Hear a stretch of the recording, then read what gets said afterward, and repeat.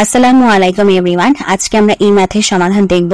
আমাদের এই চ্যানেলে আপনাদের জন্য বিভিন্ন চাকরি পরীক্ষার বিভিন্ন ম্যাথের সমাধানের ভিডিও চলছে। কাইন্ডলি আমাদের চ্যানেলটিকে সাবস্ক্রাইব করে দিবেন। তো চলুন আমরা এখন আমাদের আজকের ম্যাথের সমাধানে নেমে পড়ি। এখানে বলছে how many odd positive divisor does 540 have, অর্থাৎ 540 যে সংখ্যাটা আছে এই সংখ্যাটার ডিভিসর অর্থাৎ ভাজক সংখ্যা কতটি।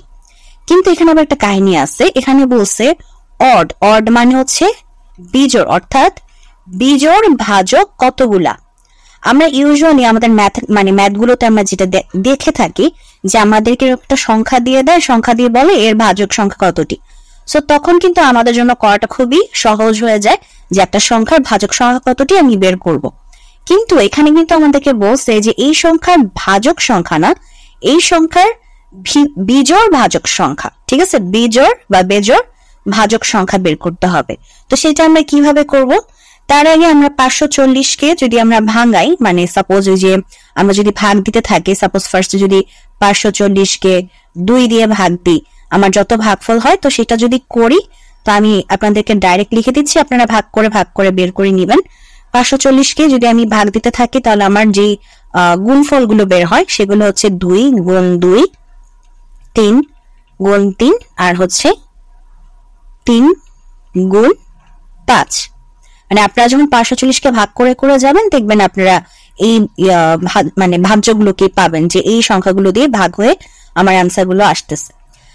তো এইগুলো হচ্ছে আমার কি, এখন আমার যে সংখ্যাগুলো রয়েছে এই যে দেখেন এখানে কি আছে, 2 আছে, 3 আছে, 5 আছে। তো এই 2, 3, 5-এর মধ্যে আমার বেজোড় সংখ্যা কোনগুলা? আমার বেজোড় সংখ্যাগুলো হচ্ছে কি 5 আর 3। তো আমার বেজোড় সংখ্যা কোনগুলা? বিজোড় সংখ্যাগুলো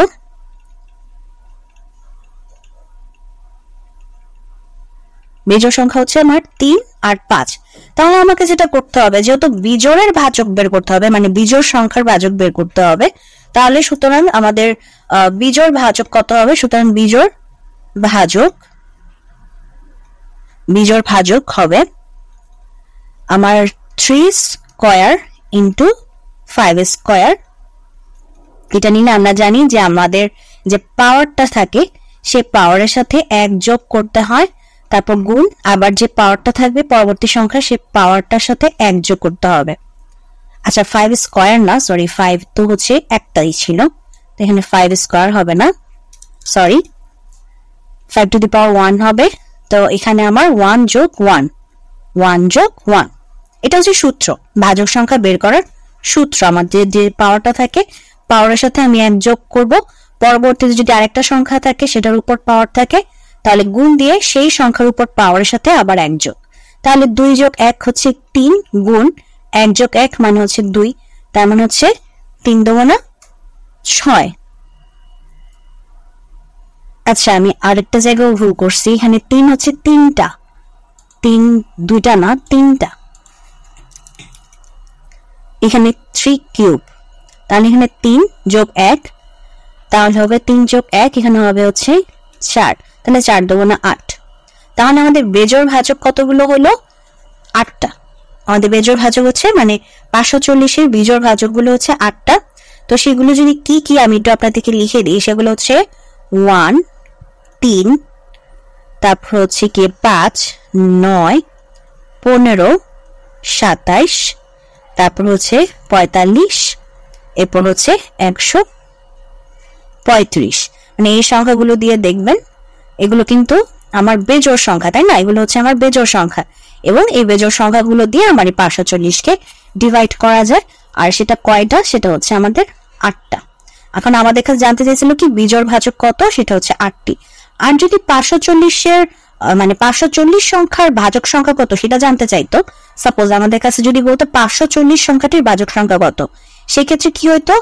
2 square into 3 cube into 5 to the power 1।